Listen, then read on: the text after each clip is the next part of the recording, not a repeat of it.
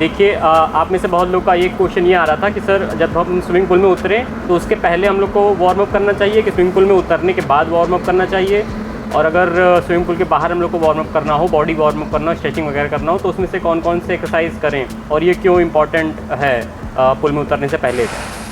तो देखिए इस वीडियो में हम लोग इसी टॉपिक के ऊपर बात करेंगे कि पूल में उतरने से पहले आप लोगों को क्या क्या ध्यान देना है ताकि आपका जो सेशन हो वो अच्छा जाए। तो देखिए जो वार्म अप होता है, जैसे बॉडी वार्म अप या स्ट्रेचिंग जब पूल के बाहर होता है ना, तो वो आप लोग की कुछ चीज़ों को इम्प्रूव करता है। जैसे जो इंजरीज़ होती हैं, मसल्स इंजरीज़ होती हैं, जैसे क्रैम्प आना या फिर स्ट्रेच हो जाना या कोई जैसे बोलते हैं ना नस दब जाती है, तो उन सब से आप लोग को प्रिवेंट करता है, उन सब से आप लोग को सेफ़ रखता है।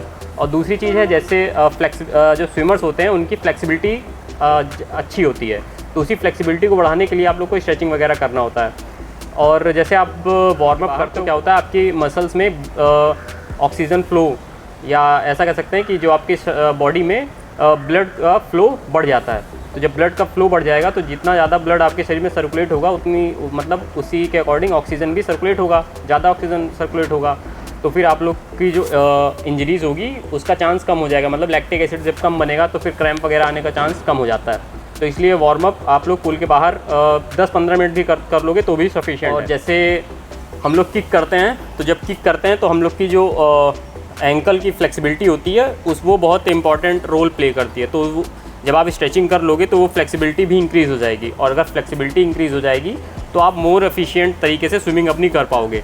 तो इसलिए वार्म अप बहुत ज़रूरी होता है। हालांकि कुछ लोग वार्म अप पूल के बाहर ना प्रेफर करके पूल के अंदर भी करते हैं, तो वो भी किस तरह करते हैं वो भी मैं इस वीडियो में अभी आगे। अगर आप लोग को पूल के बाहर करना है, स्विमिंग पूल के बाहर अगर वार्म अप करना चाहते हैं, तो फिर उसके लिए आप लोग को क्या करना होगा, लाइट कार्डियोवैस्कुलर एक्सरसाइज करनी होगी। लाइट कार्डियोवैस्कुलर एक्सरसाइज मतलब कि आप हल्की फुल्की जॉगिंग कर सकते हो, ठीक है, जंपिंग जैक्स होता है जैसे उसको कर सकते हो। और जैसे स्विमिंग के जो चारों स्ट्रोक होते हैं, जैसे फ्री स्टाइल है तो फ्री स्टाइल का हैंड मूवमेंट आप कर सकते हो, बैक स्ट्रोक का हैंड मूवमेंट कर सकते हो, ठीक है, ब्रेस्ट स्ट्रोक का या बटरफ्लाई का हैंड मूवमेंट करके नॉर्मल तरीके से, मतलब हल्के हल्के वो भी आप लोग कर सकते हो। तो वो आप लोग को जैसे आप लोग चारों स्ट्रोक का हैंड मूवमेंट करोगे ना, तो जैसे पूल के बाहर आपने कर लिया, स्विमिंग पूल के बाहर, अब स्विमिंग पूल के जब पानी में जाओगे तो आप अपनी स्विमिंग थोड़ी अच्छे तरीके से कर पाओगे। डायनेमिक स्ट्रेचिंग भी आप लोग कर सकते हो। डायनेमिक स्ट्रेचिंग मतलब जैसे कि आप लोग अपने शोल्डर की फ्लेक्सिबिलिटी बढ़ाने के लिए क्या कर सकते हो, ये सारे मूवमेंट कर सकते हो, मतलब क्लॉकवाइज और एंटी क्लॉकवाइज अपने शोल्डर को घुमा सकते हो, ठीक है।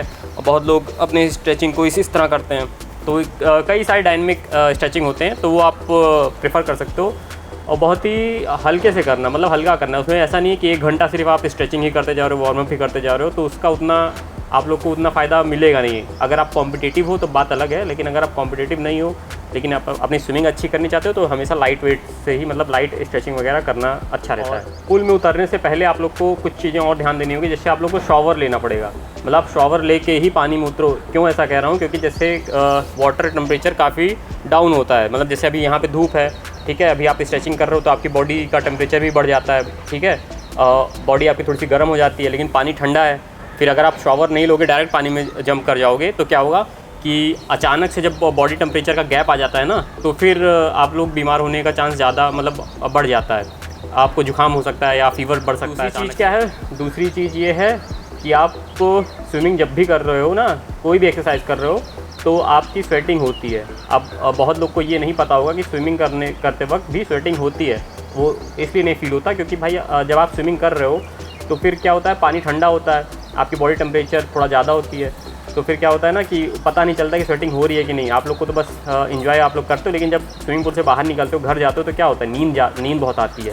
क्यों आती है, क्योंकि आपके एक तो मसल्स थकी हुई होती है, दूसरा क्या होता है, आपके बॉडी से वाटर काफ़ी सारा निकल चुका होता है स्वेटिंग के थ्रू। तो फिर हमेशा एक वाटर बॉटल लेना पड़ता है। वाटर बॉटल लेके आप थोड़ा थोड़ा पानी पीते रहो वर्कआउट में, ताकि आपका वाटर जो बैलेंस है बॉडी का वो अच्छे मतलब लेवल पे रहे। और इसके अलावा स्विमिंग पूल में आप लोगों को कैसे एंट्री करनी है, क्या क्या स्टेप पूल के अंदर फॉलो करने हैं, वो आई बटन पे आप लोग क्लिक करके उसको देख लो। 35 मिनट का पूरा कंप्लीट वीडियो है, उसको ज़रूर देख लो। और जितने लोग भी स्विमिंग आप लोग के जान पहचान में जाने वाले हैं, उन लोग को भी ये वीडियो शेयर कर देना।